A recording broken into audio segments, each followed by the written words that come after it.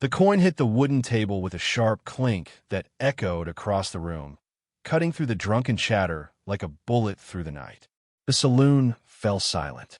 Men paused mid-drink, their eyes shifting toward the stage where the auctioneer's voice rose over the hushed crowd. It was the kind of voice that rattled the bones of the weak-hearted and stirred the hatred of the strong. Lot 17, the auctioneer called, his tone oily, almost gleeful. Young, good teeth. Can read and write. Bidding starts at 50. His words lingered in the smoky air like a bad omen. Thaddius Royce's weathered hand froze on his whiskey glass as he turned slowly toward the stage. He hadn't come here for trouble. The sun had baked his skin raw for 3 long days of fence mending on his ranch, and the whiskey in front of him was the only thing that had been promised. But the sight of the woman standing on the platform, her chin held high, sent a chill down his spine. She was no more than 28, but the fire in her eyes made her seem like someone who had lived through 100 winters. Celeste Washington stood with a silent defiance that tore through the grime and sweat of the room like a sharp wind across the plains. Her blue dress was simple, frayed at the edges, but it couldn't hide the strength in her posture. Every man in that saloon saw it, and yet none dared to acknowledge it, for to acknowledge it was to face the kind of reckoning most men feared.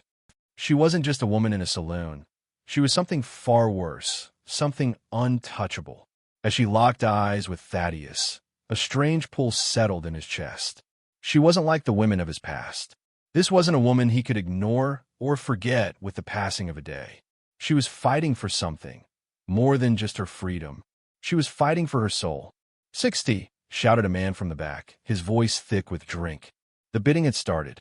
The air was thick with tension, and Thaddius could feel the weight of the moment pressing down on him. Vernon McCain, the saloon owner, grinned from behind the podium. His teeth gleamed like the dull, chipped edges of an old coin. 60 for the kitchen work, he purred, as if she were no more than livestock. But Thaddius wasn't concerned with McCain or the bidding. His eyes stayed locked on Celeste, and something inside him twisted with anger. This wasn't right. This wasn't how the world should be. He'd fought in a war to end things like this, to end the auctioning of lives. And yet here he was, helpless, watching history repeat itself. 70, a man with a bowler hat called out.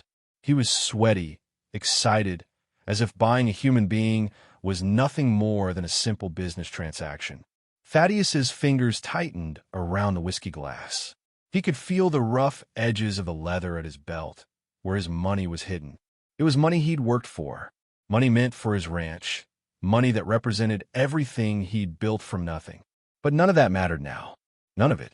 When Celeste's gaze met his again, a single thought shot through his mind. She wasn't fighting for freedom. She was fighting for her life. 80, a man shouted from the back. Thaddius stood, his chair scraping against the floor, the sound louder than the voices in the saloon. The room froze as his boots clicked against the floor. The auctioneer's voice faltered.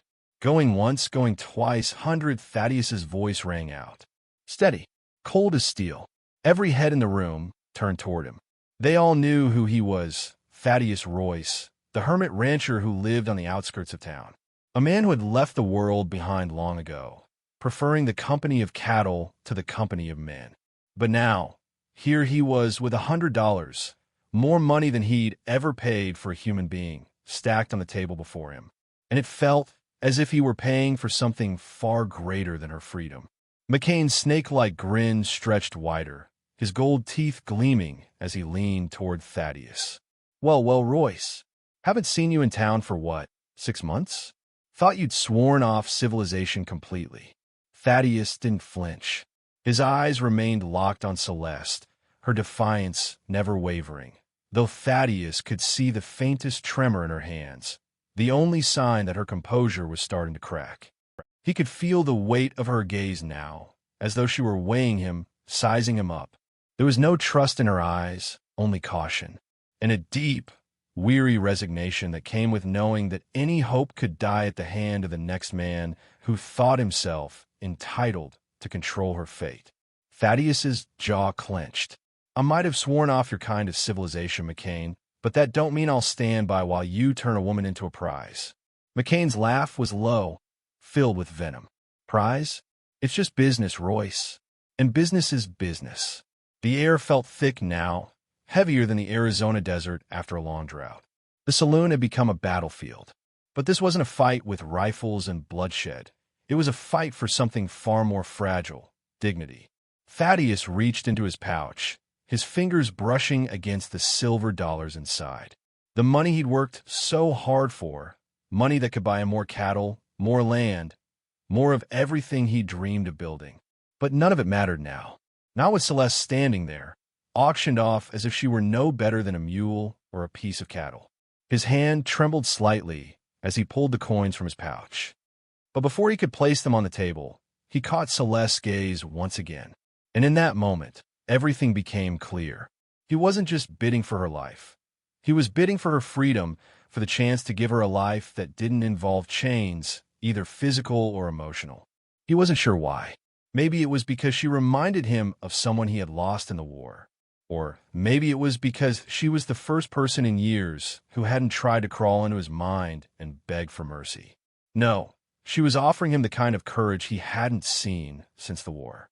And the way she stood there, defiant and proud, made him realize he could no longer stand by and let this happen.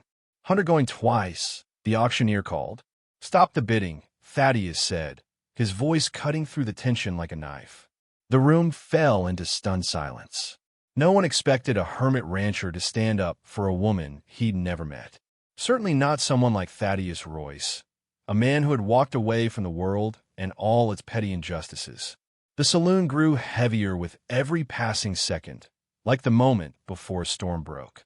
McCain's smile faltered, but only for a moment. "You sure about this, Royce? You're going to put your money where your mouth is? You don't even know her name." Thaddius nodded, his expression unchanging. "I know enough. Do I hear 110? The auctioneer's voice was sharp, almost desperate. The room seemed to hold its breath.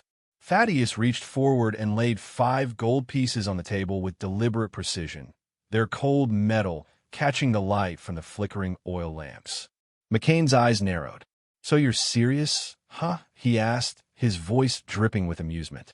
Thaddius didn't answer. His focus was still on Celeste. She looked at him now with a mixture of suspicion and something else, something he couldn't quite place. But it was there, lingering in her gaze, like the hope of someone who had learned to live without it. "I'm serious," Thaddius replied coldly. "So, you take the money, or you keep her as your little toy to auction off again?" The room was silent. The eyes of every man in that saloon were fixed on him now, waiting for McCain's next move. The saloon owner's lips twitched, his gold teeth catching the light. But there was something else in his eyes now, a flicker of recognition, of wariness. He hadn't expected this. Not from Thaddius Royce. Well, McCain drawled, his voice hardening with every syllable.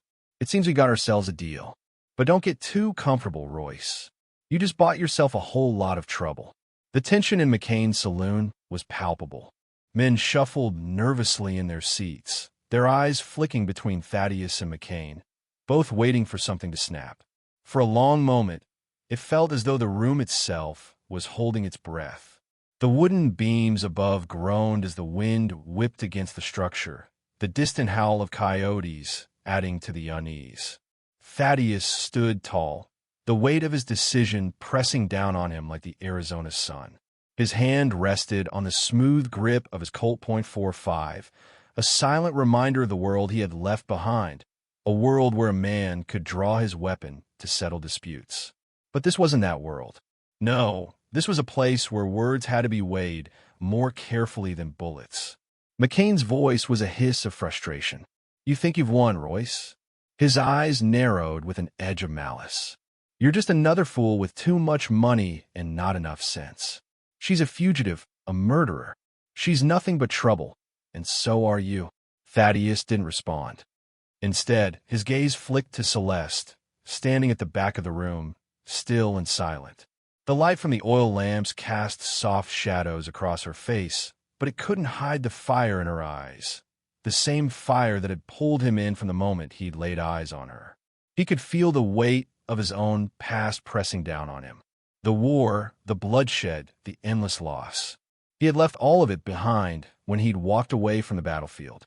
But now, standing here, facing McCain and his thugs, he realized he couldn't run anymore. Not from this. Not from her. You've got no idea what you're dealing with, McCain continued, his tone mocking. You think you're a hero for saving her? All you've done is thrown your lot in with a killer. Celeste's voice cut through the silence, strong and unwavering. I didn't kill him out of hatred, McCain. I killed him in defense of my life. Something you wouldn't understand. The room seemed to hold its breath again, and for a moment, everything was still.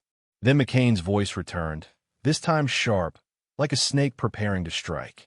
You think your little story will save you? Think again, Miss Washington. The law won't care about your defense. Not when the man you killed was the mayor's son. Thaddius's blood turned cold at the mention of the mayor's name. A man like that, with influence, power, it wasn't just a death sentence for Celeste, it was a death sentence for anyone caught in McCain's game. Then why the hell did you bring her here? Thaddius spat, his voice rising. What's the real game here, McCain?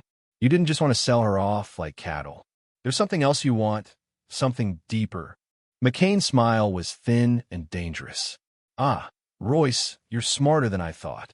He raised his hand, signaling to two men standing at the back of the room. The hired muscle, thick-necked and mean-looking, stepped forward slowly, their hands resting on their gun belts. It's simple. She's a problem for me. And now, she's a problem for you. Thaddius's heart began to race. He knew what McCain was doing. He was baiting him, trying to force a confrontation. But Thaddius wasn't sure if he could take on McCain's entire crew and still protect Celeste. She was standing across the room, her back straight, her eyes burning with resolve. But even she knew this wasn't going to end in a way they'd hoped. Celeste's voice was calm, almost resigned. You won't win, McCain. You know that, right? You're just a man who's run out of luck. A low chuckle rumbled in McCain's throat. Luck has nothing to do with it, my dear. This is about power. Power I've earned, power I'll take, and power I'll keep. He paused, his eyes narrowing. And you're just a pawn in this game. Thaddius's hand twitched toward his gun. The time for words was almost over. Every man in the room was waiting, their hands resting just above their weapons, anticipating the moment when the silence would break, when the blood would spill. But something in the air shifted, a crackling energy that couldn't be ignored. Celeste's steady gaze met Thaddius's again, and in that moment, he realized that the weight of her eyes was heavier than the weight of the gun in his hand. She wasn't just offering him a chance to be a hero. She was offering him redemption. But at what cost? Before he could make a move, the heavy hand of one of McCain's men landed on his shoulder, squeezing hard. You ain't thinking about drawing, are you, Royce? The man sneered. Thaddius turned slowly, his eyes meeting the man's cold, empty gaze. I'm thinking about stopping this before it gets any worse. His voice was low, deliberate. The tension snapped then as McCain raised his hand. The gunman tensed. The moment before violence was a thin, fragile line. The chaos was inevitable now. The moment exploded with the deafening crack of a gunshot. It wasn't Thaddius who fired, but the loud report ripped through the saloon, sending everyone diving for cover. Chairs tipped over, men scrambled for their weapons, and the smell of gunpowder mixed with the stale, smoky air. The room, once filled with nervous anticipation, had now become a powder keg waiting to detonate. Thaddius's hand shot up to his holster, but his eyes never left McCain. The saloon's walls seemed to shrink, the darkness pressing in around him. Time slowed. His heart pounded in his chest like a war drum, a rhythm of survival he knew all too well. Through the smoke and confusion, Thaddius saw McCain's hired muscle move. Knuckles, the larger of the two, reached for his revolver with slow precision, a practiced, deadly motion. But Thaddius was faster. He was always faster. With a single fluid motion, Thaddius drew his Colt .45 and aimed it squarely at Knuckles. The gunmen paused, their hands frozen halfway to their weapons. A brief moment of silence hung in the air before chaos resumed. Don't move, Thaddius warned, his voice a low, steady growl. His gun was steady, aimed at Knuckles' chest, the kind of stare that made grown men think twice about crossing the line. The tension in the room was thick enough to suffocate, every man calculating the odds of survival, of escape. Celeste, who had been crouching behind the poker table, shot a glance at Thaddius. He could see in her eyes the same look of survival, of defiance. She wasn't scared anymore. She was in control, and Thaddius realized that she had been playing her own game all along, a game that required the courage to step into the fire and not flinch. McCain, however, wasn't afraid. His grin hadn't faded, even though the room was at the breaking point. He was a man used to power, to manipulating men with fear and greed. But he hadn't counted on a man like Thaddius Royce stepping in the way. "Put it down, Royce," McCain sneered, his voice cold, laced with venom. "You're outnumbered. You think you're going to walk out of here alive? You're as dead as the rest of them." But Thaddius stood firm, his eyes never leaving McCain's. "You're wrong, McCain. This ends tonight." McCain's eyes flicked toward the back door, calculating. "You really think you can stop me? You think you're the hero, Royce?" He laughed again, a hollow, rattling sound. "You're a fool." Thaddius's finger tightened on the trigger. He was ready. He'd been in enough tight situations to know when to act and when to wait. And right now, McCain's arrogant self-assurance was about to cost him. But just as he was about to pull the trigger, Celeste's voice rang out, clear and cold. "Don't. If you do, we both die." For a moment, Thaddius hesitated, his finger hovering over the trigger. The room was a minefield of tension, every second stretching longer than the last. But in that brief moment of hesitation, he realized the truth of her words. If he pulled that trigger, if he acted on his impulse, McCain's men would descend on them like vultures, and Celeste would be caught in the crossfire. "Do it, Royce," McCain hissed. "Shoot me. I dare you." Thaddius's hand wavered. The weight of the decision was crushing. This was it, the moment that would define him. Should he do what was right, or should he let the darkness swallow him whole? Should he kill this man who had caused so much pain, or should he trust the woman who had so unexpectedly pulled him back from the brink of violence? And that's when the unexpected happened. The door slammed open, and the sound of heavy boots echoed through the saloon. A figure stepped into the doorway, silhouetted against the moonlight. Tall, broad-shouldered, with a weathered face and a badge glinting in the dim light. The marshal, Vernon McCain. The marshal's voice rang out, calm but carrying authority. "You're under arrest for murder, horse theft, and conspiracy." For the first time that night, McCain's smile faltered. His gaze darted toward the door, his mind working in overdrive. But the marshal stepped forward, his hand resting comfortably on the holster of his own revolver. "Seems someone's been keeping track of your little empire, McCain." The marshal continued, his voice never rising above a steady whisper, but every word cutting through the tension. "And I'm here to make sure the law catches up with you." McCain's face turned pale. "What are you talking about?"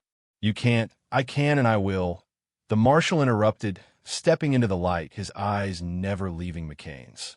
"You've been a thorn in this territory's side for far too long. Time to pay the piper." The room was still. Not a man moved. Every eye was fixed on McCain, watching the man who had thought himself untouchable now face the consequences of his own actions. Celeste stepped from behind the poker table, her back straight, her eyes locked on McCain's. "I've been keeping track of you for months," she said, her voice steady but fierce. "Every illegal deal, every stolen horse, every woman you've ruined, it's all here, in this journal." She pulled the leather-bound book from her pocket and held it up, the pages worn and yellowed with age.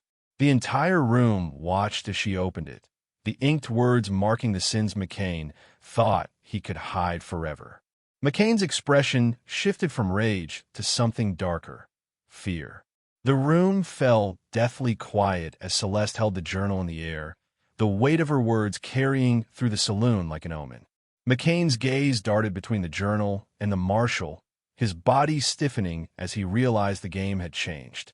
The paper, worn and fragile, had become his worst enemy, a weapon in the hands of a woman he had underestimated from the start. "Where did you get that?" McCain's voice was hoarse, his usual arrogance slipping away like sand through his fingers. Celeste didn't answer right away. She didn't need to. The truth hung heavy in the air, thick as smoke, and the men in the saloon could feel it settling over them. McCain's empire of deceit, greed, and violence was about to crumble, and the only thing he had left was the shuddering realization that the law had finally caught up to him. "I've been gathering evidence for months," Celeste said, her voice calm but firm. "Everything you've done, every crime you've committed, every life you've ruined, it's all here."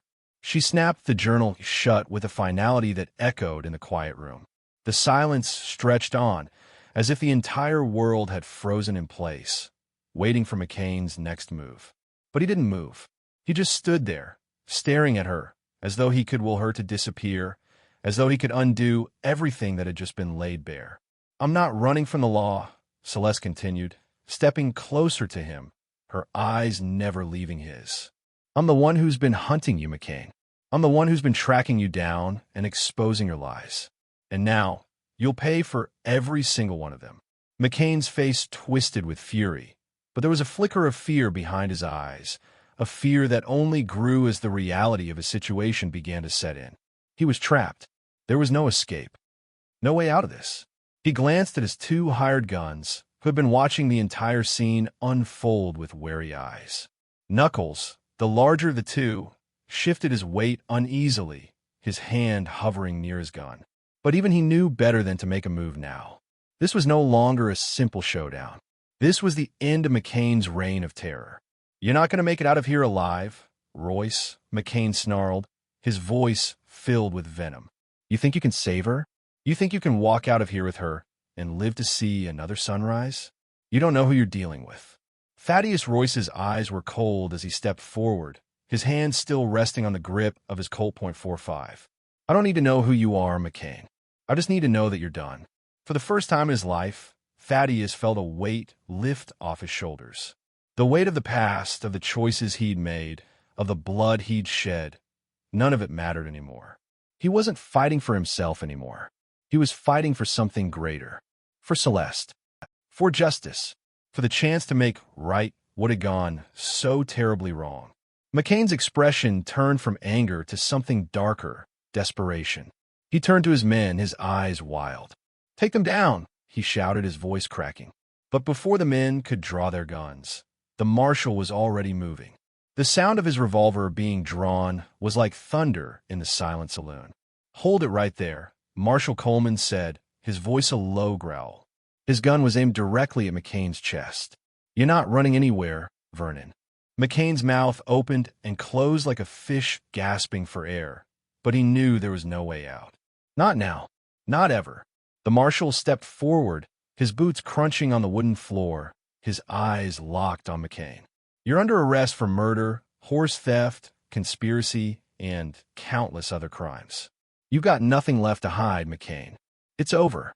For a moment, there was no sound except the soft rustle of the wind outside, the distant hoot of an owl in the desert night.